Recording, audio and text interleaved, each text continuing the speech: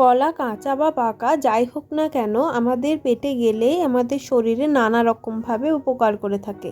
তবে আমরা পাকা কলা খেয়ে থাকলেও কাঁচা কলা সেরকমভাবে খেয়ে ওঠা হয় না।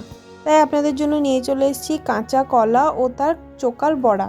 এর জন্য আমি প্রথমেই নিয়েছি 2টি কলা। কলাগুলো ফ্রিজে ছিল তাই একটু কালো হয়ে গিয়েছে, তবে চোকাটা ছাড়ানোর সময় কালো অংশগুলো বাদ দিয়ে দেবেন। এবার আমি কলার চোকাগুলো ছিলে নিয়েছি। যেহেতু আমি কলার চোকাটারও বড়া বানাবো তাই চোকাটা আমি একটু মোটা করেই ছিলে নিয়েছি। এরকম কালো হয়ে থাকলে কালো অংশটা বাদ দিয়ে দিতে হবে। এবার এগুলো একসঙ্গে নিয়ে ছোট করে কেটে নিতে হবে। একদম ছোট ছোট করে কেটে নিয়ে এগুলি জলের মধ্যে ভিজিয়ে রেখে দিতে হবে। জলের মধ্যে রাখলে এর কষটা অনেকটাই জলের মধ্যে বেরিয়ে যাবে। খুব ভালোভাবে একবার ধুয়ে নিয়ে জলটা ফেলে দেব। এবার এর মধ্যে লবণ দিয়ে লবণটা খুব ভালোভাবে মাখিয়ে নিয়ে আবারও জল দিয়ে ধুয়ে নেব। এতে কলার চোকার কষটা বেরিয়ে যাবে। এবার জলটা ছেঁকে নিয়ে একটা কুকারের মধ্যে দিয়ে দেবো সেদ্ধ করার জন্য। একই প্রসেসে আমি কলাগুলোও ছিলে ধুয়ে নিয়েছিলাম। এবার এটাও একটু লবণ মাখিয়ে খুব ভালোভাবে আবারও ধুয়ে নিয়ে একসঙ্গে সেদ্ধ করতে দিয়ে দেবো। পরিমাণ মতো জল দিয়ে কুকারের ঢাকনাটা লাগিয়ে এটা আমি একটা সিটি দিয়ে সেদ্ধ করে নেব। এটা সেদ্ধ করতে দিয়ে আমি এর মশলাটা বানিয়ে নেব। এর জন্য আমি নিয়েছি পেঁয়াজ, লঙ্কা ও রসুন। এটার একটা পেস্ট বানিয়ে নেব। সিটি দিয়ে কলা ও কলার চোকাটা সেদ্ধ করা হয়ে গিয়েছে। আপনারা চেষ্টা করবেন সিটি দেওয়ার সঙ্গে সঙ্গে এগুলি ছেঁকে নেওয়ার, নাহলে এরকম কালো বা লাল হয়ে যেতে পারে। আমি সিটি দেওয়ার পরেও আরও কিছুক্ষণ কুকারের মধ্যে রেখে দিয়েছিলাম, তাই এরকম লাল লাল রং হয়ে গিয়েছে। আপনারা সিটি দেওয়ার সঙ্গে সঙ্গেই এগুলি বের করে নেবেন, তাতে রংটা একদম সাদা হবে। এবার আমি কলাগুলো তুলে নিয়ে যতটা পেরেছি এর মধ্যে জলটা নিংড়ে নিয়েছি ও কলার চোকা থেকেও জলটা খুব ভালোভাবে নিংড়ে নিতে হবে, কারণ খুব বেশি জল থাকলে বেসনের পরিমাণও বেশি লাগবে এবং এতে বড়ার টেস্টটা খারাপ হয়ে যাবে। খুব ভালোভাবে জলগুলো নিংড়ে নেওয়ার পর এর মধ্যে দিয়ে দেব পেস্ট করে রাখা মশলা।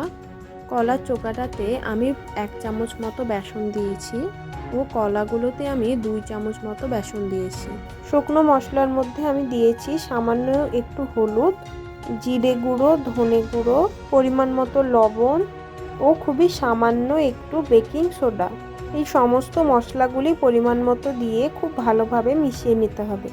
যেহেতু কাঁচা লঙ্কাটা মশলার সঙ্গে পেস্ট বানিয়ে দিয়ে দিয়েছি, তাই এখানে আর গুঁড়ো লঙ্কার ব্যবহার করিনি। আপনারা চাইলে গুঁড়ো লঙ্কাও দিয়ে দিতে পারেন। আপনারা এটা অবশ্যই বাড়িতে একবার ট্রাই করে দেখবেন।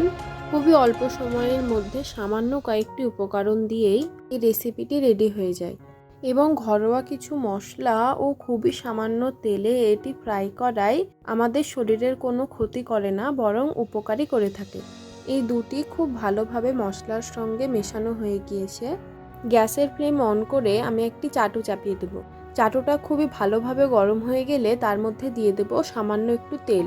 আমি এখানে সর্ষের তেল ব্যবহার করেছি, আপনারা যে কোনো রান্নার তেল ব্যবহার করতে পারেন। এবার তেলটা গোটা চাটুর মধ্যে ছড়িয়ে দিয়ে তেল থেকে যখন ধোঁয়া উঠতে লাগবে, মানে তেলটা যখন খুব ভালোভাবে গরম হয়ে যাবে, তখন আমি এর মধ্যে একটা একটা করে বড়াগুলো দিয়ে দেব। এভাবে বড়াগুলো দিয়ে হাতে করে একটু শেপ দিয়ে নিতে পারেন অথবা চামচে করেও এই শেপটা দিয়ে দিতে পারেন। সমস্ত বড়াগুলি শেপ দেওয়া হয়ে গেলে গ্যাসের ফ্লেমটা লো টু মিডিয়ামে রেখে দেব। 2 থেকে 3 মিনিটের জন্য একটা সাইড ভেজে নেব। 3 মিনিট পর একবার উল্টে দিয়ে আর একটা সাইডও ভেজে নেব। চাটুটা খুব গরম হওয়াতে খুব সামান্য তেলে এগুলি সুন্দরভাবে ভাজা হয়ে যাচ্ছে। খুব ভালোভাবে গরম না করলে এগুলি চাটুর মধ্যে লেগে যাবে। এই সমস্ত বড়াগুলি উল্টে দিয়ে আবারও আমি একটু তেল দিয়ে দেবো। এটা আমি খুবই সামান্য দেব।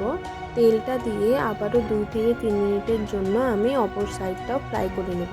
6 থেকে 7 মিনিট এরকম উল্টে পাল্টে ভেজে নিলে আমাদের বড়া একদম রেডি হয়ে যাবে। এটা একটু সময় নিয়ে ভাজতে হয়, তা না হলে বড়াগুলো থসথসে হয়ে যেতে পারে। তবে কলার চোকার বড়াটা খুব বেশিক্ষণ ভাজার দরকার নেই। ভিডিওতে কালো টাইপের যে বড়াটা দেখতে পাচ্ছেন সেটাই কলার চোকার বড়া। এগুলো আমি তুলে নেব ও কলার বড়াগুলো আরও কিছুক্ষণ ভেজে নেব। এক্সট্রা 2-3 মিনিট কলার বড়াগুলো ভেজে নেওয়ার পর এই সমস্ত বড়াই খুব ভালোভাবে রেডি হয়ে গিয়েছে। এবার এই বড়াগুলো সার্ভ করার জন্য একদম রেডি। এরকম আরও স্বাস্থ্যকর সুস্বাদু ঘরোয়া রান্নার রেসিপি পেতে আমার চ্যানেলটি অবশ্যই সাবস্ক্রাইব করুন।